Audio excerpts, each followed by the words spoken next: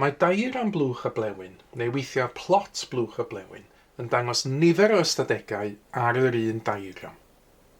Nawr dyma ni enghraifft o ddiagram blwch a blewyn sydd yn dangos uchder 80 o blanhigion. Nawr, yr enw yn gyntaf, blwch a blewyn, yn Saesneg box and whisker. Mae'r blwch yn cyfeirio at y blwch yma, neu'r bocs yma, neu'r petriol yma, yng nghanol y diagram.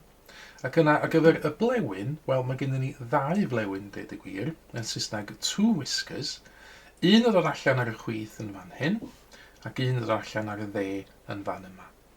Ond beth mae'r holl wybodaeth yma yn ei ddeithio ni am y data? Wel, os da ni weithio o'r chwith i'r dde, y beth gyntaf dyn ni weld ydy'r llinell fach vertigol yma, sef ochr chwith y blewyn. Nawr, y llinell fach vertigol yma yn deithio ni beth yw gwerth lleiaf y data.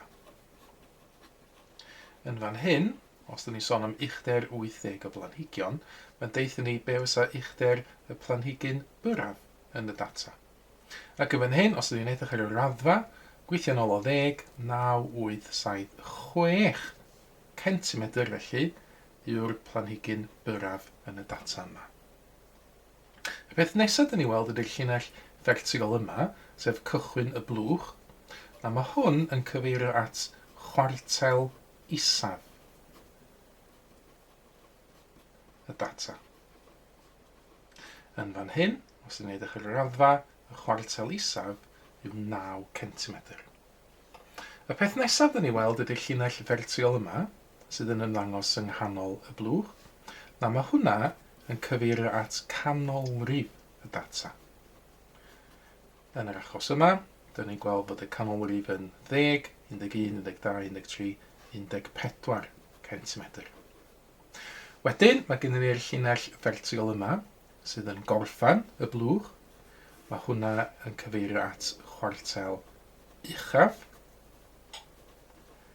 y data. Yn fan hyn, y chwartel uchaf byddai 21 centimetr.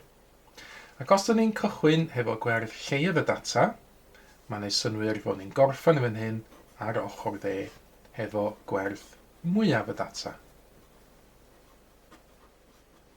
Yn yr achos yma, hwn fysa'r planhigyn talaf yn y data, a dyn ni'n gweld bod haid iddo fod yn 30, 31, 32 centimetr. Na dyna ydy'r darnau unigol o'r diagram blwch a blewyn. Wrth gwrs wedyn, sy'n ni'n gallu defnyddio hein i weithio allan ystadegyn fel amrediad y data. Yn fan hyn, yr amrediad ydy'r gwerth mwyaf, 32 centimetr, tynnu'r gwerth lleiaf, 6 centimetr, sydd yn dod yn 26 centimetr, neu sy'n ni'n gallu gweithio allan amrediad rhyngchwartel y data. Nawr, sgofiwch chi yr amrediad rhyngchwartel ydy'r chwartel uchaf, sydd yn fan hyn yn 21, tynnu'r chwartel isaf, sydd yn 9, ac felly 12 centimetr fyddai amrediad rhyngchwartel y data yma. Cyfle nawr ydych chi geisio dehongli diagram blwch a blewyn.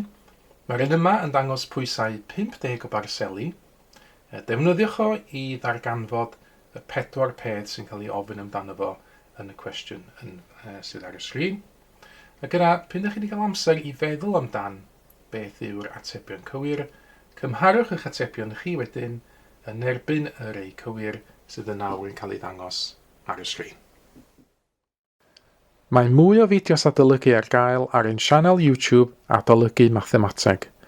Am y newyddion diweddaraf neu holi cwestiwn, dilynwch ein cyfrif trydar @mathemateg.